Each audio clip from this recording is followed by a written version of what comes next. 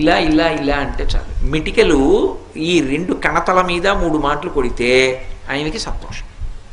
ఇలా కూడా అనక్కర్లేదు ఆయన దగ్గర. ఇలా కొట్టి ఈ చేతి మీద కుడి చేయి పైకొచ్చేట్టు ఎడం చేయి కిందకు ఉండేటట్టు పెట్టి కుడి చేత్తో ఈ చెవి చివరిని ఎడం చేత్తో ఈ చెవి చివరిని పట్టుకొని 3 మాటలు గుంజీలు తీస్తే ప్రసన్నుడైపోతాడు.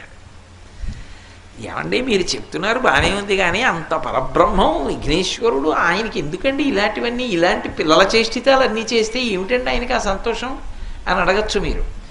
దీని వెనక ఒక మర్మం ఉంది. ఒకప్పుడు అగస్త్య మహర్షి మహానుభావుడు, సామాన్యుడు కాడైన ఆయన ఆ దక్షిణ దేశంలో ద్రవిడ దేశం దగ్గర ఒక పర్వతం మీద కూర్చొని తపస్సు చేస్తున్నాడు. ద్రవిడ దేశం వాళ్ళకి కావేరీ నదే ప్రధానమైనటువంటి నది, మిగిలినవి ఎక్కువ నదులు లేవు. వాళ్ళందరూ కూడా కావేరీ నది మీద ఆధారపడతారు ఎక్కువగా. అప్పటికి కావేరీ నది లేదు.